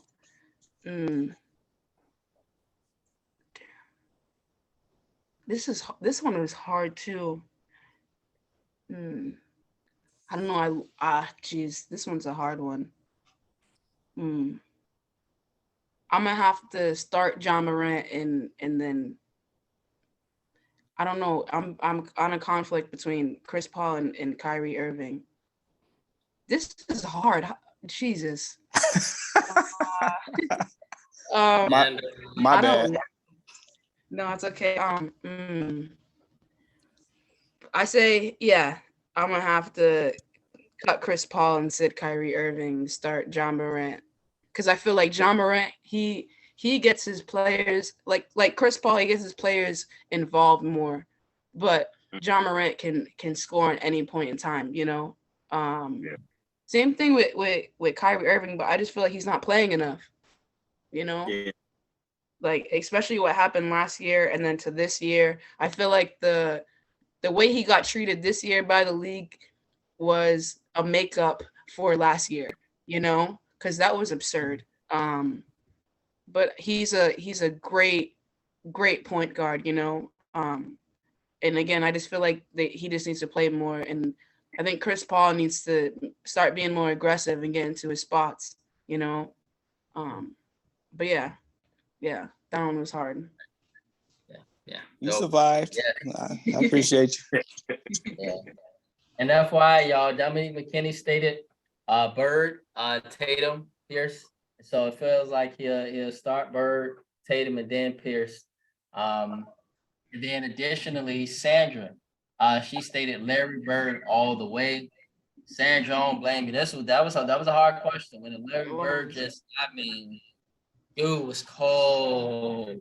Like, shooter. Oh my gosh. Yeah, Man, I would have been Tatum because Yo. Tatum is a brick machine. I would have Tatum. But go ahead, Jamar. I was gonna say, like, Dominique's next comment basically solidified Larry Bird, basically saying it was disrespectful when a white boy guarded him. That's what Larry said. Yeah. I guess so, yeah. The dude was cold as hell. Oh, yeah. And so yeah, like I would have benched Tatum. Then additionally, for the next question, Dominique stated Ja, Kyrie, and then Chris Paul. And so it sounds like he's starting Ja, sitting Kyrie. Same answer as her. Yeah. Right. Coming off the bench is Kyrie, and then being cut. And so I almost did Ja, Westbrook, and Prime Rose, but I didn't want to go that far. Prime Rose. Oh my God. If he didn't get hurt, Prime Rose. Yo. Man. I mean, he's like even this year, he's doing a lot better. But like, imagine if he didn't get injured, you know, like he would just be destroying people. And I'm glad. I thought he was supposed to retire this year. Or is it next year? I haven't heard much. I haven't heard. I wouldn't be surprised. I saw something that he was going to, but then he started playing this year, so I was just, a little confused. But I hope he just keeps playing. But believe me, like us being here and watching Derrick Rose, like just for a small sample size of what we thought we would see for a long time, it does still hurt. But we know how great of a player he is, even still, because he reinvented himself. He's actually more skillful. He's an excellent ball player still, just without the athleticism. Playing is phenomenal too. After that, and he's still dunking on people. So. Yeah. And every now and then he can drop 30. He can drop 50. Like Rose could still go off every blue moon. He'll just go off on you. I mean, I would love for him to get at least one more year with us somehow, some way. Just farewell tour with us. Right before he's done. Yeah, exactly. I agree. I would love to see that. Yes, absolutely. And so fellas, any more questions related to the hooping world? Great question.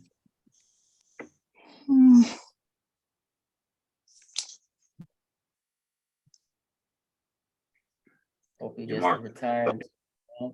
Man, I'm trying to come with some more heat. I definitely want to put in a ringer one more time. She handled it Right. well though. She handled it well. Well, I got one, Jamar. I got one. We can go ahead. We can get started with it, y'all. Lexi, who is your top 3 of all time? Who is your top 3 of all time? Because it's an ongoing debate. Some people got LeBron number 1. Some people got LeBron not there at all, etc. So for you, who is your top 3 of all time? Of all times, definitely Allen Iverson for sure. I really like Steve Nash's game. He's just a true point guard. I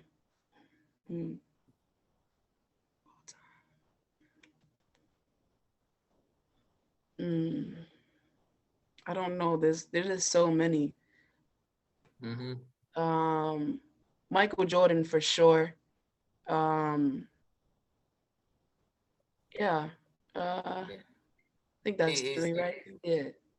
Yeah. So your top 3 of all time is MJ, AI, and Steve. I can dig Steve it. was Steve was I got one for her. What is one player that today that you would build your team around if you had to, basically your cornerstone of a team? Which one player in the league would you pick for your team right now? To build around, honestly, I would.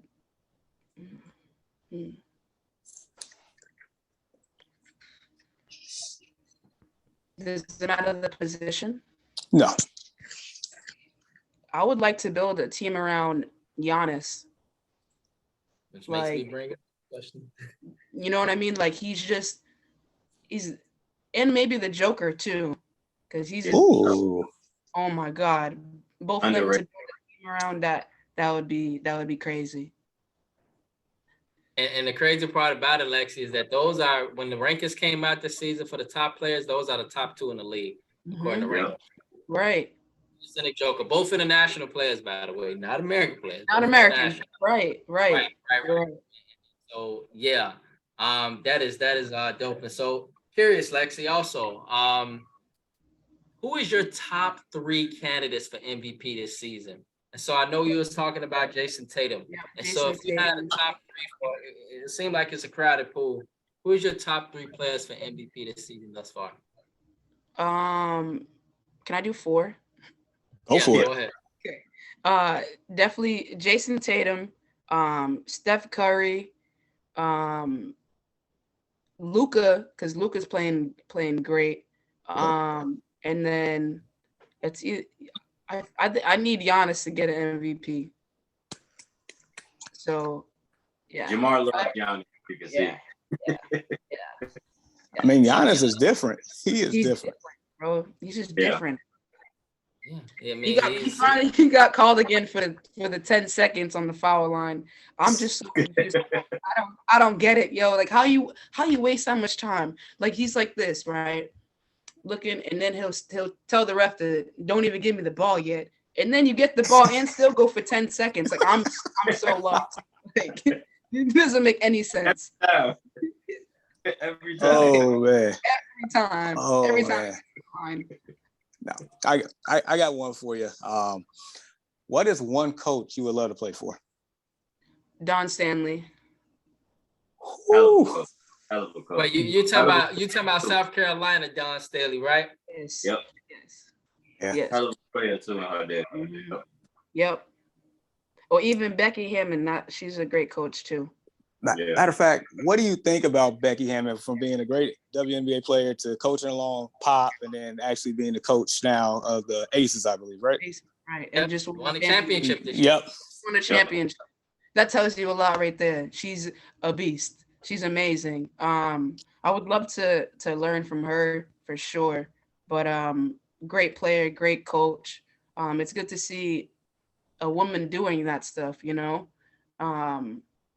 Yeah, I don't know. I'm just happy for her, you know, like finally getting her shot and helping the Aces win a championship, because we all know that was not easy, you know. But that's a great team, and she built it the right way, you know. Facts. Just to address the comments really quickly, y'all. Dominique stated, build around the Joker. He stated he would build around the Joker. And then he did hashtag why so serious. And then for MVP, he said Luka and Steph. And then he just did a quick shout out for Steve Nash and Greg Popovich. And so, yeah. Yep. And so, yeah. Fellas, any more questions related to hooping before we get into our last NFL segment? No, I don't know. I see you thinking. I am, but we can keep it moving. But if I come up with something, I might have to stop you because I mean we got her here. I'm gonna just hit her with rapid fires. You just gonna have to stay ready, like she's staying ready for the league. She's gonna have to stay ready for these questions. Yeah. Absolutely. And so, yes, just want to know, guys, Allexia, even amongst you, I'm gonna share the screen.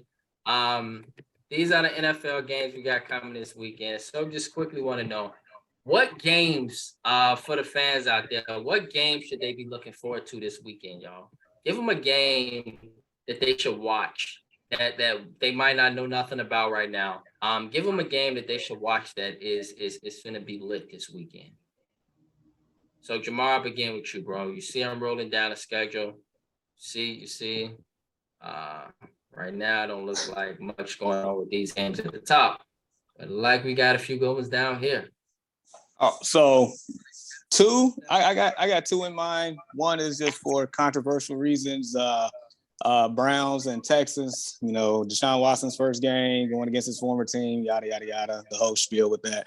But the one I'm definitely intrigued on is it's not even the Chiefs and Bengals, it's more so the Dolphins and Niners. That's the one I want to see. Former head coach of the Dolphins, former coordinator, former players from the Dolphins going against the 49ers. They know each other well, blah, blah, blah. That's the one I want to see. What about you, Ann? Any games you looking forward to this weekend or any games you should tell the people to be looking forward to this weekend? Just the Cleveland and Texans game for Deshaun Watson's first game back. Supposedly some of the accusers are going to be there, which is kind of weird, but nevertheless, that's exciting to see him get back to the field. I think that would be number one. I think that's the one for me.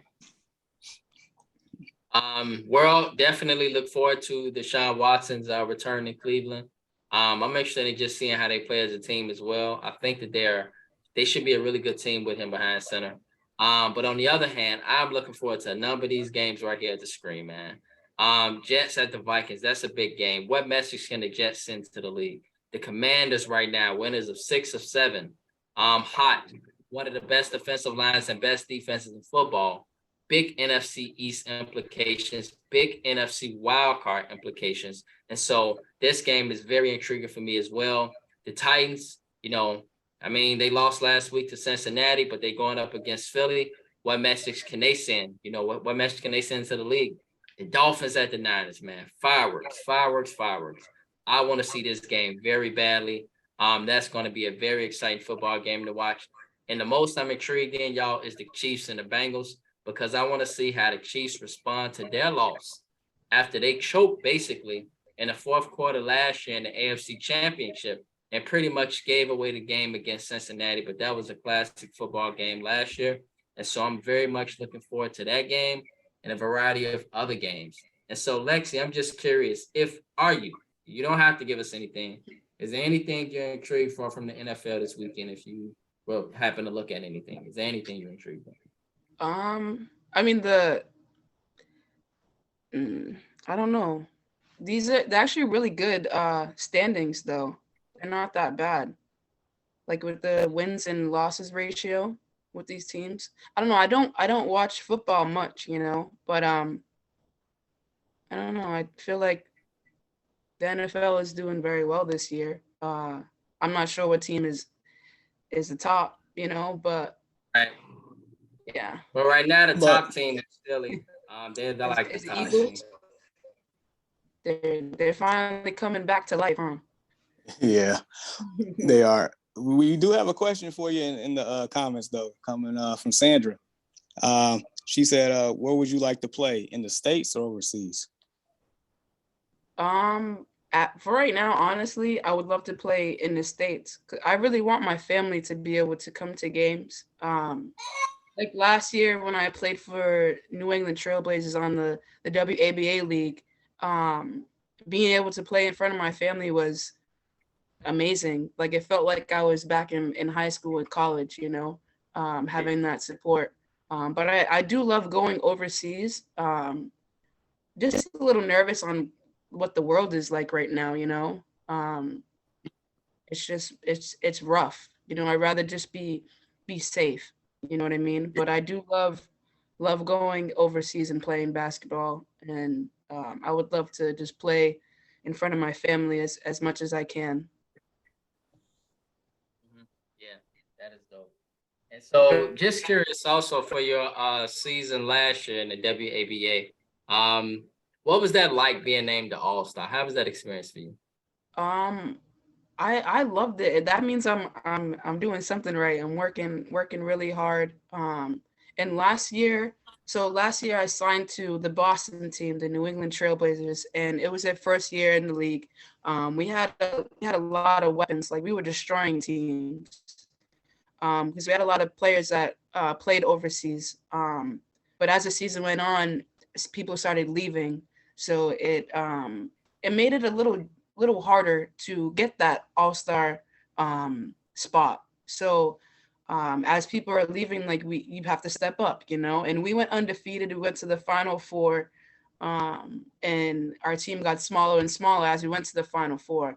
But it was a learning experience, and I won the 3-point contest last year. So coming into this year, we didn't have a team for the Trailblazers. So I ended up playing one game with the Trailblazers this year against the main team. So I didn't what I'm saying, I didn't expect anything of it coming after that game because I just thought we were playing one game and that was going to be it for my season.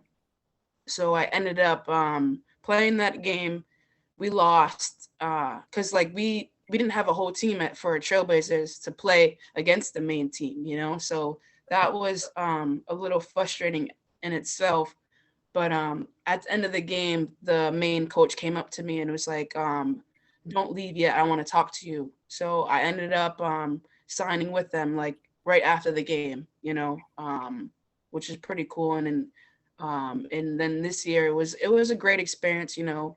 Um, my teammates, they really let me in. The coach, the owners, and they're still doing things now. Just the support that I got there. You know what I'm saying? It was from the team to the owners to the fans. It was a different experience, and I loved every minute of it. And it was their first year in the league too, so it's like I had to learn how to play with new players all over again. And I don't know these girls, so I have to learn them through practice, or through games. But I'm learning how to play, like I can play with anyone. Like I can go on a team and we can destroy people and I don't even know you. So that's how I'm trying to get my game to be better. And then this year, because I didn't know any of the girls, like I didn't know how this season was gonna end up. So my only goal this year was to become an all-star again and just to get my game to be better every time I stepped on the court. And I felt like I did that this year. If you watch my YouTube channel, I have 3 games that I played with the Maples this year, and you can tell each game I got better and better. My teammates got better. I'm becoming a better leader every time I do step on the court. So that's all I tried to do this year, and I feel like I accomplished that. I wanted to get the 3-point contest again, but it was just a little shaky. Learning experience. I'm not trying to hold myself to that, because I did do a lot more this year. Even to be able to get to a team this year was a good experience, because I didn't think I was playing. So be able to come on a new team and become an all-star again was a great experience. It makes me feel really good because I'm very hard on myself. I don't know how to relax or chill for a second. So yeah, I'm just learning every day and just trying to get my game to be more patient and to weave out the like. I know I'm gonna miss a shot. I'm gonna make mistakes. I'm gonna turn the ball over, but it's like letting those things go and just moving on and continue to elevate my game. Right, right. Yes, and Oh, thank you for breaking that down for us for the All-Star. And Yeah. so Jamar, and for you guys go just really quickly. CC Area stated the 49ers and Dolphins is what she's looking forward to. I couldn't see what she said about Teron, who came on a few weeks ago. He was talking about a game that he was looking forward to this weekend.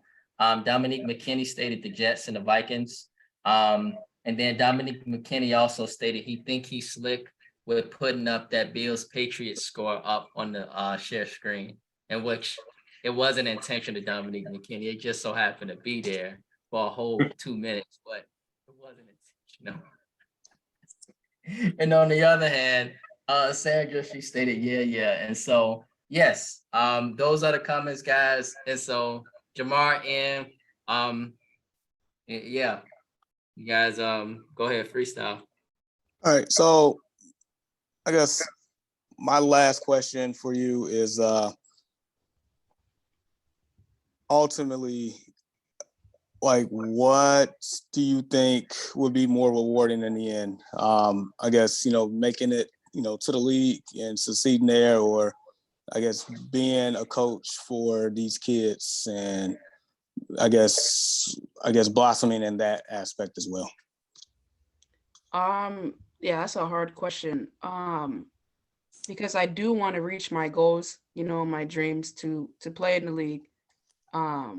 That's my first, dream and goal. But I'm noticing, like, with me coaching and just doing, like, even if I'm doing a one-on-one or I'm coaching a team, like I'm pretty good at it, like I'm getting better and better at it every day. Because my age range just goes up, like down, up. I start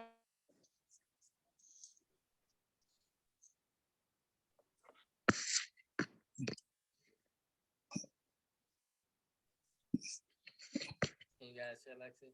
Hello? Okay. so Alexia, We can hear you now, Lexi. you can hear me? we couldn't for like 20 seconds. Oh, damn. All right, so I'll start over. So my goal is always my playing. I want to reach my goal before it's too late, before I can't play anymore. Yeah. And I'm noticing that I'm getting better with my coaching every day. The youngest I start is 4, right? So I have to be able to teach a 4-year-old 1 hour, and then the next hour is a 16-year-old, or it's a college kid, or again, it's a 11-year-old. You know what I'm saying? Like it fluctuates, it goes up and down. So I am getting better at, coaching and training these kids. So I am learning. I love it, being able to help someone. So like if I could do both, then I'm definitely going to continue to do that. But my main goal is my career right now. And while I'm home, helping as much as I can, so I'm just trying to do both right now, and then, yeah, I just continue to grow from there. Eventually one day I do want to have my own gym. And I feel like that'd be easier for me to do both, so, yeah, just staying patient and um, hitting every goal that I can, starting off small to the ones that are big, just being me. That's all I can do every day. So Yep. Nice. Dominique McKinney has one last question for you. He said, how hard is it managing the time between playing and coaching? it is hard. I I'm very like on go, like go, go, go, go, go. Like there's no stopping for me. So I just have to get up earlier for the gym, or stay later in the gym, just make my schedule different, and just go from there. Like, I'm just trying to figure it out myself. I'm still learning, I'm still learning how to grow a business within my home, because I'm literally starting from scratch on everything, my trainings to my clothing line, so I'm learning every day on how to manage that and manage my life. But I'm just putting it on a schedule and just, writing things down, just keeping my mind clear, and just pursuing what I want to do. So Love it. Yeah, yeah. Yep. And any follow-up questions, bro? I think you guys pretty good. Awesome question. Yeah. And so, Lexi, final question is, just for the world out there, where can people find you? And then also, can you also reiterate to us what ventures you got going? And so, lastly, where can people find you, e.g., social media, etc.? I'll make sure I type it in the chat as well, as you speak on it. But where can people find you, and then also what ventures you got going out there? Okay. You can find me on Instagram. It's Lexi Barros 1. I also have Instagram for my my business. It's called the Underdogs 13. For Instagram, it's just I post a lot of my clothing line on there, and I post a lot of videos of my clients doing different things. And then Facebook, Lex Barros. I also have a YouTube channel called The Journey of Allexia Barros. I would love for people to subscribe on that.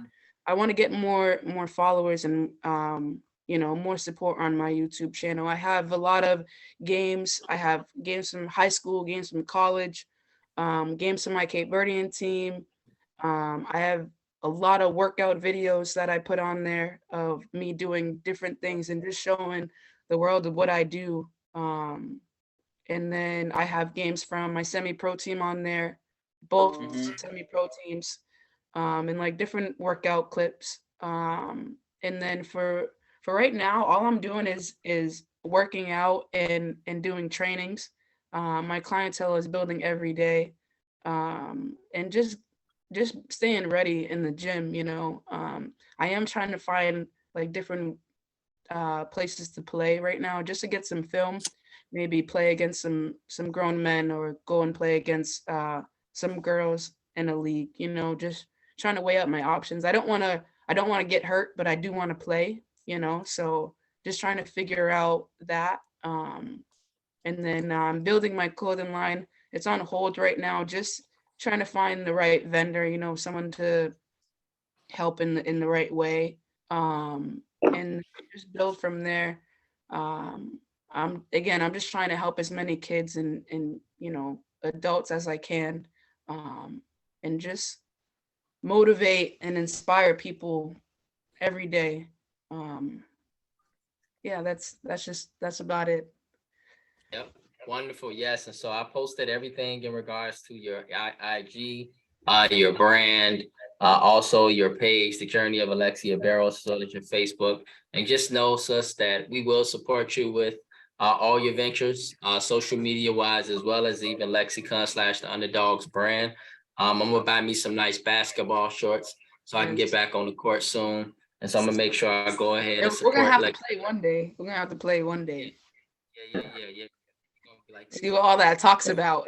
I know, shooting like Steph Curry and stuff. Like, Right. like, bro, I'm ready for it. I'll be there. We'll get it posted.